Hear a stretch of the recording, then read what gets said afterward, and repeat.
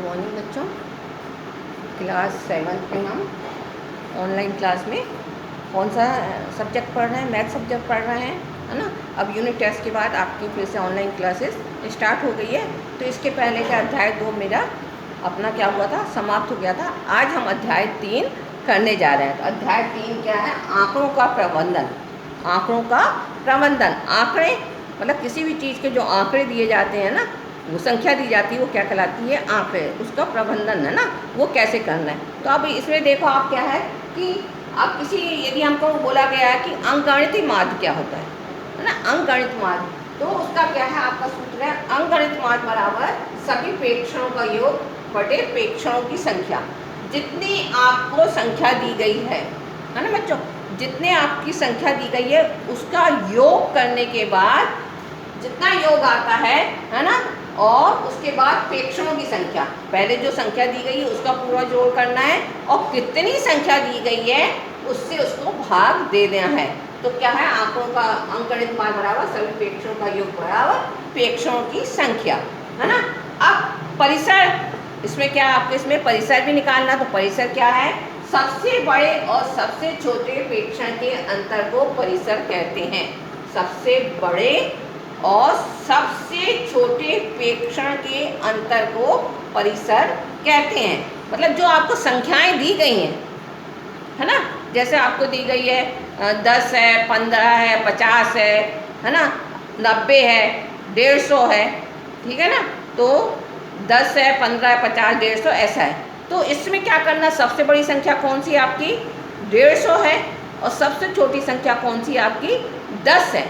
तो जो 150 है 150, उसमें से आपको क्या करना है? 10 को माइनस कर दोगे तो आपका परिसर निकल जाएगा। मतलब जो संख्या आपको दी गई है उसमें जो सबसे बड़ी संख्या है उसमें से सबसे छोटी संख्या को घटा दोगे तो आपका परिसर निकल जाएगा। अब अध्याय 3.1 में आपका क्या है?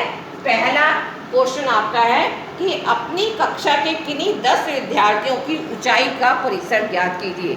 अपनी कक्षाओं के किन्हीं 10 विद्यार्थियों की ऊंचाई का परिसर ज्ञात किए जाए। आपको क्या दिया गया है कि आपको क्लास में 10 विद्यार्थी हैं और 10 विद्यार्थी जो हैं उनकी हाइट अलग अलग है। तो वो हाइट उनकी दी गई है, तो उन हाइटों का क्या करना हमको? परिसर, उनकी ऊंचाई का परिसर ज्ञात करना है। तो क्या करोगे? पहले आप हल करोगे, है ना। हल करके आप क्या लिखोगे? जो आपको संख्या दी गई है वो लिखोगे। कौन कौन सी संख्या दी गई है आपको? जैसे पहला दिया गया है आपको 120 सेंटीमीटर, दूसरा दिया गया है 110 सेंटीमीटर और तीसरा दिया गया है आपको 140 सेंटीमीटर। फिर आपको दिया गया है 118 सेंटीमीटर। ठीक, उसके बाद आपका है फिर से 118 सेंटीमीटर, फिर आपका है 122 सेंटीमीटर,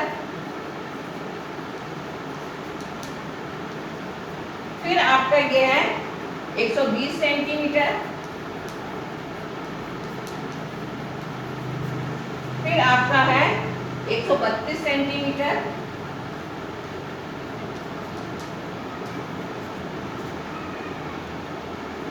और 128 सेंटीमीटर।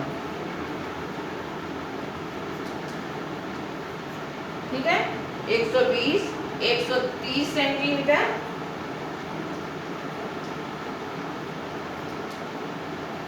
पहले दिया 120 सेंटीमीटर, फिर 130, फिर 110, 140, 118 सेंटीमीटर, 118 सेंटीमीटर, 122 सेंटीमीटर, 120, 132 और 128 सेंटीमीटर। ठीक है, ये संख्या आपको दी गई है। 10 विद्यार्थियों की संख्या दी गई है, 1 2 3 4 5 6 7 8 9 10। 10 विद्यार्थियों की ऊंचाई की संख्या हमको दी गई है, अलग अलग संख्या दी गई है। हमको उसका क्या करना? परिसर निकालना है। तो उसके लिए क्या करोगे? पहले जो संख्या दी गई है उसको आप क्या करोगे? आरोही क्रम में लिखोगे। कैसे क्रम में लिखोगे?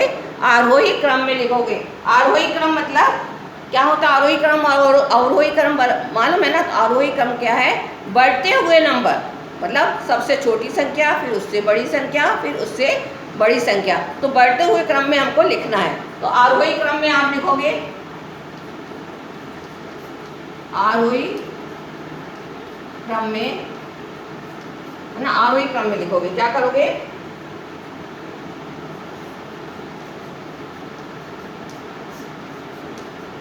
ठीक है। तो सबसे छोटी संख्या बच्चों कौन सी है इसमें, देखो सबसे छोटी संख्या क्या है आपकी, सबसे छोटी क्या है 110। यहाँ देखो सबसे छोटी संख्या कौन सी है आपकी 110 सेंटीमीटर। पहले लिखोगे 110 सेंटीमीटर, ठीक। फिर उसके बाद 110 के बाद आपकी क्या आई 118 सेंटीमीटर। 118 और 118 दो बार दिया गया आपको, तो 118 सेंटीमीटर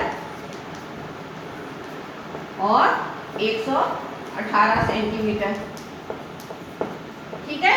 118 सेंटीमीटर 118 सेंटीमीटर आपको कितने बार दिया गया है, दो बार दिया गया है, उसको दो बार लिखोगे।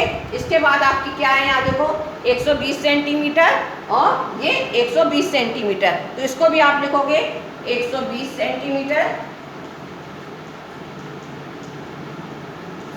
फिर 120 सेंटीमीटर,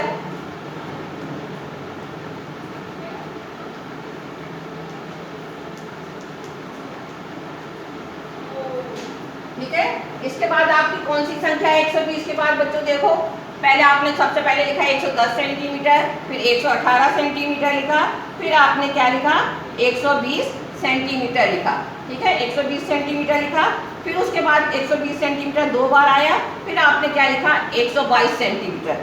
क्या आपका फिर यहाँ देखो 122 सेंटीमीटर, तो क्या लिखोगे आप 122 सेंटीमीटर। फिर 122 सेंटीमीटर के बाद बच्चों यहाँ देखो कौन सी सबसे, उसके बाद कौन सी संख्या आ रही है आपकी 128 सेंटीमीटर। कौन सी आ रही है 128 सेंटीमीटर, तो आप क्या लिखोगे 128 सेंटीमीटर। अब 128 सेंटीमीटर के बाद आप देखो कौन सी है बच्चों संख्या, 128 सेंटीमीटर के बाद कौन सी आपकी, यहाँ देखो 128 के बाद अब आपकी कौन सी हो गई 130 सेंटीमीटर। कौन सी हो गई 130 सेंटीमीटर,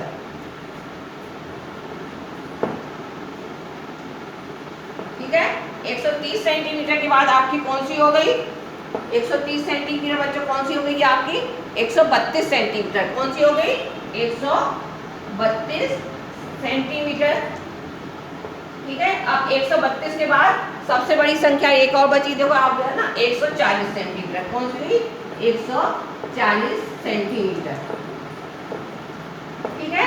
अब ये देखो आप गिनो, ये 10 हो गई है, 1 2 3 4 5 6 7 8 9 10, है ना। 10 विद्यार्थियों की आपको संख्या आपने आरोही क्रम में लिख दी, मतलब बढ़ते हुए क्रम में लिख दिया आपने। अब इस बढ़ते हुए क्रम में आपकी सबसे बड़ी संख्या कौन सी है, यहाँ देखो बच्चों बताओ सबसे बड़ी संख्या कौन सी है आपकी, पता चल रहा होगा सबसे बड़ी संख्या कौन सी है। तो मैं बताइए बच्चों कौन सी है सबसे बड़ी संख्या, तो आप क्या लिखोगे पहले सबसे बड़ी संख्या लिखोगे, अधिकतम ऊंचाई क्या लिखोगे यहाँ पे अधिकतम ऊंचाई बराबर कौन से सबसे अधिक बच्चों बताओ कौन सी है यहाँ 140 सेंटीमीटर, जो सबसे लास्ट में आई आपकी 140 सेंटीमीटर, ठीक है। अब सबसे छोटी संख्या है ना, अधिकतम सा और न्यूनतम ऊंचाई क्या लिखोगे न्यूनतम ऊंचाई, यहाँ क्या लिखोगे आप न्यूनतम ऊंचाई, कितनी है न्यूनतम ऊंचाई 110 सेंटीमीटर, है ना। सबसे मतलब जो पहले लिखा वो सबसे छोटी, उससे बढ़ते हुए क्रम में हमने लिखा, तो कितना लिखोगे 110 सेंटीमीटर, ठीक है। इतना समझ में आ गया। अब क्या लिखोगे परिसर का सूत्र, तो परिसर बराबर क्या लिखोगे, परिसर का सूत्र क्या है आपका अधिकतम ऊंचाई माइनस न्यूनतम ऊंचाई, परिसर बराबर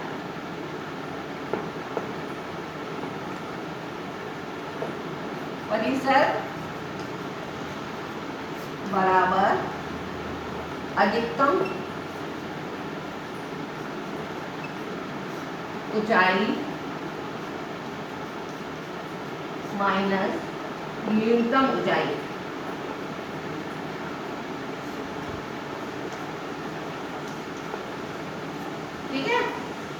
समझ में आया बच्चों? अधिकतम ऊंचाई और न्यूनतम ऊंचाई, तो सबसे ज़्यादा इसमें क्या करोगे आप, बराबर करके 140 सेंटीमीटर माइनस 110 सेंटीमीटर, है ना। 140 में से आपने 110 घटाया तो कितना आया आपका, 30 सेंटीमीटर। कितना आएगा, 30 सेंटीमीटर। ठीक है, तो आप क्या लिखोगे यहाँ पे, आंसर कितना आया आपका, 30 सेंटीमीटर। तो आपका परिसर कितना आया, 30 सेंटीमीटर। आंसर परिसर बराबर 30 सेंटीमीटर। आ गया बच्चों समझ में इतना आपको, है ना। ये वाला पहला वाला अध्याय 3.1 एक्सरसाइज का मैंने पहला वाला कर दिया है।